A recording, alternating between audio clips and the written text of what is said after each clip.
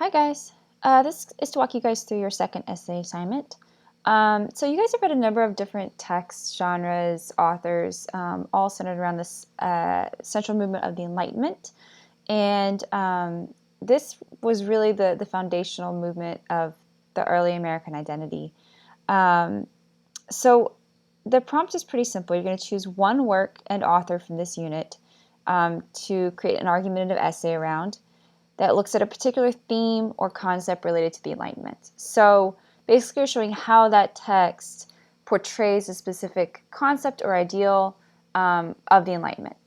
So, of course, you do need to choose a work and author from this unit.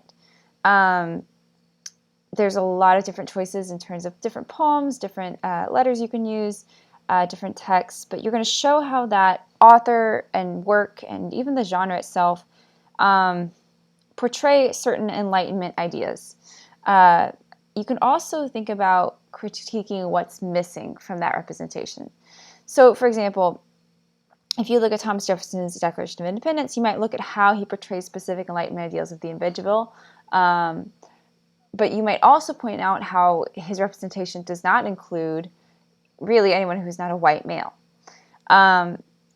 You could look at something like revivalist subject matter in Phyllis Wheatley's On the Death of Reverend George Whitefield. You can look at the sort of different groups that she's addressing. There's a lot of different ways you can kind of do this, and I want you guys to be able to write about what you find most interesting in this unit. So choose a text and an author that you found interesting that you can write, 3 full pages on. So a few examples for you guys thinking about female authored poetry, for example, Judith Sargent Murray. You can think about, again, revivalist subject matter in a particular work. You could look at Enlightenment ideals, like I said, in something like Jefferson's Declaration or Franklin's work. You could even do something like the political ideologies portrayed in Adams's letters, or like the rights of the individual portrayed in Abigail Adams's letter. So whatever you're doing, make sure that you're keeping the focus on the text. Don't let this become a historical essay. Don't let it become a biography. You want to analyze the text as a piece of literature first. So just like in your first essay where I gave you the long list of things you can look at, like characterization or motifs or themes or symbolism or imagery, make sure you're keeping the focus on analyzing those 2 or 3 central literary concepts primarily, and then secondarily looking at the historical concepts. So for example, in something like John Adams's letters, if you're talking about the political ideologies that he's portraying, you may want to narrow that even further, to look at, say, for example, the basis of rationalism in his argumentation.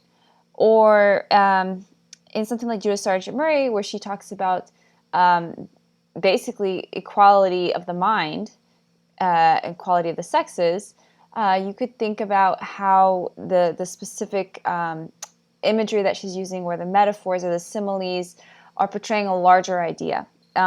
So make sure, again, to keep the focus on the text primarily. Secondarily, you can look at the biography and the historical context around the text and see how that's kind of influencing how they're portraying those Enlightenment ideas.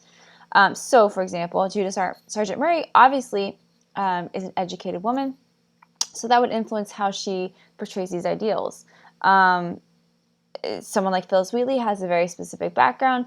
That would also influence how she's portraying these ideas and how she's talking to her audiences. Same with Abigail Adams, Jefferson, Franklin, whoever it might be.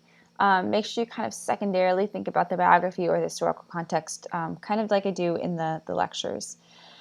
You need to, again, draw on lots of good evidence from the text to support your claims. So that means that you're pulling out specific quotes from the text and using that as the evidence to show or support your argument.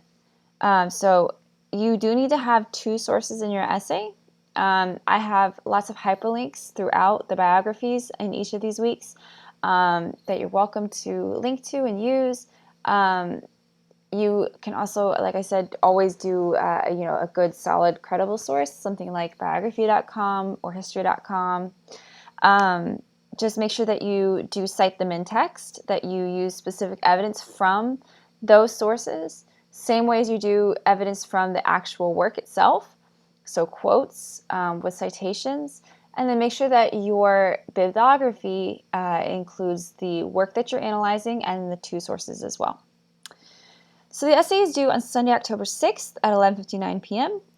Your essay needs to be 3 to 4 pages in length and requires standard MLA format. That means to the bottom of the 3rd page at minimum. Always welcome to write more.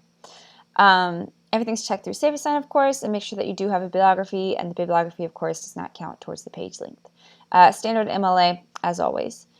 So the criteria are going to be assessed on making sure that you have a good development of your argument centered around this central concept or idea of enlightenment. Don't try to do everything. Choose one of the major themes in the Enlightenment. If you need to go back to that first lecture in that first week of this unit, but try and choose one sort of central theme that you want to talk about, whether it's revivalism or individualism or a focus on science and reason, whatever it might be. Use the, of course, proper number of outside sources required and a good solid exploration of the works in terms of literary aspects. Good evidence, again, from both the primary and secondary sources, proper MLA. Make sure that you're using the terminology and the language from the lecture. So make sure that you're using the terminology from the Enlightenment lecture. What is this Enlightenment ideals? What are the Enlightenment ideals here? And then, of course, the different languages required of the different genres. So if you're talking about poetry, make sure you're talking about poetic elements like rhyme or meter or whatever it might be. If you're talking about prose, make sure you're using literary language, like I said, like symbolism, imagery, motifs, themes, lots of different options. And then make sure you, as always, have a good solid essay structure, intro with a thesis, main ideas with evidence to support, and a conclusion, and a bibliography as well. So if you have any questions, let me know. Otherwise, go ahead and get started. Again, this is nice and broad, purposely so that you guys can choose the work and the author from the unit that most speak to you.